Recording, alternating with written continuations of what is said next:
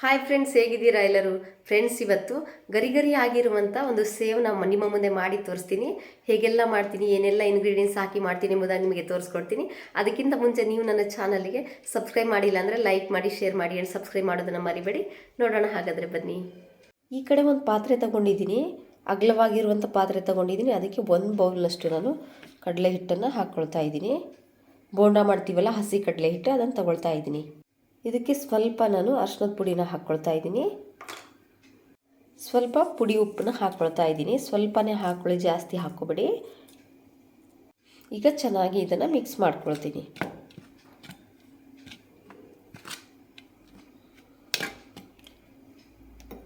ಈಗ ಇದಕ್ಕೆ ಸ್ವಲ್ಪ ನೀರನ್ನ ಹಾಕ್ಕೊಳ್ತಾ ಇದ್ದೀನಿ. ಸ್ವಲ್ಪನೇ ಹಾಕ್ಕೋಬೇಕು, ಒಂದೇ ಸರಿ ಜಾಸ್ತಿ ನೀರು ಹಾಕಬಾರ್ದು.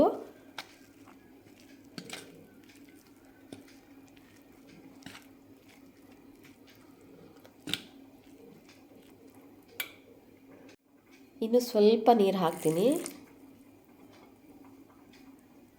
ನೋಡಿ, ಈ ರೀತಿಯಾಗಿ ನಾನು ಕಲಿಸ್ಕೊಂಡಿದ್ದೀನಿ. ಇಷ್ಟು ಗಟ್ಟಿಗಿರಬೇಕಿದು, ಕೆಳಗಡೆ ಹಾಕಿದ್ರೆ ಬೀಳಬಾರ್ದು. ಆ ರೀತಿಯಾಗಿ ಇಷ್ಟು ಗಟ್ಟಿಗಿರಬೇಕು. ಚೆನ್ನಾಗಿ ಮಿಕ್ಸ್ ಆಗಬೇಕು, ಚೂರು ಗಂಟಿರಬಾರ್ದು. ಈ ರೀತಿಯಾಗಿರುವಂಥ ಚಕ್ಲಿ ಸೆಟ್ ಅಂತ ಹೇಳ್ತೀವಲ್ಲ, ಚಕ್ಲಿ ಮಾಡ್ತೀವಲ್ಲ, ಆ ಸೆಟ್ಟನ್ನು ನಾನು ತಗೊಂಡಿದ್ದೀನಿ. ಇದಕ್ಕೆ ಒಳಗಡೆ ಎಲ್ಲ ಚೆನ್ನಾಗಿ ನಾನು ಎಣ್ಣೆನ ಸವರ್ಕೊಳ್ತೀನಿ. ಒಳಗಡೆ ಪೂರ್ತಿಯಾಗಿ ಎಣ್ಣೆ ಸವರ್ಕೋಬೇಕು. ಎಣ್ಣೆ ಸವರಿರುವಂಥ ಚಕ್ಲಿ ಸೆಟ್ಟಿಗೆ ಈ ರೀತಿಯಾಗಿ ನಾನು ಹಿಟ್ಟನ್ನು ಹಾಕ್ಕೊಂಡಿದ್ದೀನಿ. ನೋಡಿ ಯಾವ ರೀತಿ ಹಾಕ್ಕೊಂಡಿದ್ದೀನಿ, ತುಂಬಿಟ್ಕೊಂಡಿದ್ದೀನಿ. ಈ ಕಡೆ ಎಣ್ಣೆ ಬಿಸಿ ಮಾಡಲಿಕ್ಕೆ ಇಟ್ಟಿದ್ದೆ, ಬಿಸಿ ಆಗಿದೆ. ನೋಡಿ, ಈ ರೀತಿಯಾಗಿ ನಾನು ಸೇವನ ಬಿಟ್ಕೊಳ್ತಾ ಇದ್ದೀನಿ. ತುಂಬ ಕಡಿಮೆ ಉರಿಯಲ್ಲೇ ಈ ರೀತಿಯಾಗಿ ನಾವು ಸೇವನ ಬಿಟ್ಕೋಬೇಕು, ಯಾಕೆಂದರೆ ಸೀದು ಹೋಗುತ್ತೆ. ಉರಿ ಕಡಿಮೆನೇ ಇರಬೇಕು. ನೋಡಿ, ಕಡಿಮೆ ಉರಿಯಲ್ಲೇ ಸೇವ್ ಚೆನ್ನಾಗಿ ಬೇಯ್ತಾ ಇದೆ. ತುಂಬ ಜಾಸ್ತಿ ಉರಿ ಇಡ್ಲಿಕ್ಕೆ ಹೋಗಬೇಡಿ. ನೋಡಿ, ಈ ರೀತಿ ಆಗಿದೆ ಇದು. ಇದನ್ನು ನಾನು ತೆಗೆದು ಇಟ್ಕೊಳ್ತೀನಿ. ಎಣ್ಣೆ ಎಲ್ಲ ಸ್ವಲ್ಪ ಕೆಳಗಡೆ ಇಳಿಬೇಕು, ತಕ್ಷಣವೇ ಪ್ಲೇಟಿಗೆ ಹಾಕ್ಕೋಬೇಡಿ. ಈ ರೀತಿಯಾಗಿ ಎಣ್ಣೆ ಇಳಿದು ಡ್ರೈ ಆಗಬೇಕು. ಈ ಕಡೆ ಒಂದು ಪ್ಲೇಟ್ ತೊಗೊಂಡಿದ್ದೀನಿ, ಪ್ಲೇಟಿಗೆ ಮಾಡಿರುವಂಥ ಸೇವನ ಹಾಕ್ಕೊಳ್ತೀನಿ. ನಾನು ಉಳಿದಿರುವಂಥ ಸೇವನ ಇದೇ ರೀತಿಯಾಗಿ ಮಾಡ್ಕೊತೀನಿ. ನೋಡಿ, ಆಗಿದೆ ಇದು. ಇದನ್ನು ತೆಗೆದಿಟ್ಕೊಳ್ತೀನಿ.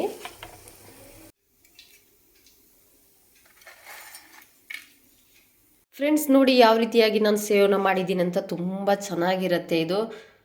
ಬೇಗ ಸುಲಭವಾಗಿ 5 ನಿಮಿಷದಲ್ಲಿ ಈ ರೀತಿಯಾಗಿ ನಾವು ಸೇವನ ಮಾಡ್ಕೋಬೋದು. ನೋಡಿ ಹೇಗೆಲ್ಲ ಬಂದಿದೆ ಗರಿ ಗರಿಯಾಗಿ. ನೀವು ಈ ರೀತಿಯಾಗಿ ಮನೆಯಲ್ಲಿ ಟ್ರೈ ಮಾಡಿ ಫ್ರೆಂಡ್ಸ್. ಹೊರಗಡೆಯಿಂದ ತರೋಕ್ಕಿಂತ ಈ ರೀತಿಯಾಗಿ ಮನೆಯಲ್ಲೇ ಸುಲಭವಾಗಿ ಮಾಡ್ಕೋಬಹುದು. ತುಂಬ ಚೆನ್ನಾಗಿರುತ್ತೆ. ಮತ್ತು ಬೇಗನೆ ಒಂದು 5ರಿಂದ 10 ನಿಮಿಷದಲ್ಲೇ ಈ ರೀತಿಯಾಗಿ ನಾವು ಸೇವನ ರೆಡಿ ಮಾಡ್ಕೋಬೋದು. ನಾನು ಹೇಗೆಲ್ಲ ಮಾಡಿದ್ದೀನಿ ಎಂಬುದಾಗಿ ನಿಮಗೆ ತೋರಿಸ್ಕೊಟ್ಟಿದ್ದೀನಿ. ಅದೇ ರೀತಿಯಾಗಿ ನೀವು ಮನೆಯಲ್ಲಿ ಈ ರೀತಿಯಾದ ಸೇವುಗಳನ್ನು ಟ್ರೈ ಮಾಡಿ ಅಂತ ಹೇಳ್ತಾ ನನ್ನ ವಿಡಿಯೋನ ಎಂಡ್ ಮಾಡ್ತೀನಿ. ಈ ವಿಡಿಯೋ ನಿಮಗೆ ಇಷ್ಟ ಆದರೆ ಲೈಕ್ ಮಾಡಿ, ಶೇರ್ ಮಾಡಿ ಆ್ಯಂಡ್ ಸಬ್ಸ್ಕ್ರೈಬ್ ಮಾಡೋದನ್ನು ಮರಿಬೇಡಿ. ತುಂಬ ಅಂದರೆ ತುಂಬ ಚೆನ್ನಾಗಿರುತ್ತೆ, ಗರಿ ಗರಿಯಾಗಿ ಇರುತ್ತೆ. ಮತ್ತು ಚಿಕ್ಕ ಮಕ್ಕಳಿಗಂತೂ ತುಂಬ ಇಷ್ಟ ಆಗುತ್ತೆ. ಚಿಕ್ಕ ಮಕ್ಕಳಿಗೆ ಈ ರೀತಿಯಾಗಿ ನಾವು ಮಾಡಿಕೊಟ್ಟಾಗ ತುಂಬ ಚೆನ್ನಾಗಿರುತ್ತೆ. ಮತ್ತು ಪಾನಿಪುರಿ ಜೊತೆ ಎಲ್ಲ ಈ ರೀತಿಯಾಗಿ ಮನೆಯಲ್ಲೇ ನಾವು ಸೇವ್ ಮಾಡ್ಕೋಬೋದು. ಮತ್ತು ಚುರುಮುರಿ ಇರುತ್ತಲ್ಲ, ಮಂಡಕ್ಕಿ ಮಾಡಿರ್ತೀವಿ, ಮಸಾಲೆ ಮಂಡಕ್ಕಿ ಅಥವಾ ಮಂಡಕ್ಕಿ ಮಾಡಿರ್ತೀವಿ, ಅದ್ರ ಮೇಲೆಲ್ಲ ನಾವು ಹಾಕ್ಕೊಂಡು ಈ ರೀತಿಯಾಗಿ ಮನೆಯಲ್ಲೇ ಸುಲಭವಾಗಿ ಸಂಜೆ ಸ್ನ್ಯಾಕ್ಸಿಗೆಲ್ಲ ಮಾಡ್ಕೋಬೋದು ಅಂತ ಹೇಳ್ಬೋದು. ತುಂಬ ಈಸಿಯಾದ ರೆಸಿಪಿ ಇದು. ತುಂಬ ನೀವು ಈ ರೀತಿಯಾಗಿ ಟ್ರೈ ಮಾಡಿ ಫ್ರೆಂಡ್ಸ್. ನಾನು ಯಾವ ರೀತಿಯಾಗಿ ಯಾವ ಮೆಥಡಲ್ಲಿ ನಾನು ಈ ರೀತಿಯಾಗಿ ಟ್ರೈ ಮಾಡಿದ್ದೀನಿ ಅದೇ ಮೆಥಡಲ್ಲಿ ನೀವು ಟ್ರೈ ಮಾಡಿ. ನೋಡಿದ್ರಲ್ಲ, ನೋಡಿ ಯಾವ ರೀತಿಯಾಗಿ ಗರಿ ಗರಿಯಾಗಿದೆ ಅಂತ ನೋಡಿದ್ರೇ ಗೊತ್ತಾಗುತ್ತೆ. ತುಂಬ ಚೆನ್ನಾಗಂದರೆ ತುಂಬ ಟೇಸ್ಟಿಯಾಗಿರುತ್ತೆ. ಹೊರಗಡೆ ತರೋಕ್ಕಿಂತ ಮನೆಯಲ್ಲೇ ಮಾಡ್ಕೋಬೋದು. ಮತ್ತೊಂದು ವಿಡಿಯೋ ಒಟ್ಟಿಗೆ ಸಿಗ್ತೀನಿ. ಬಾಯ್.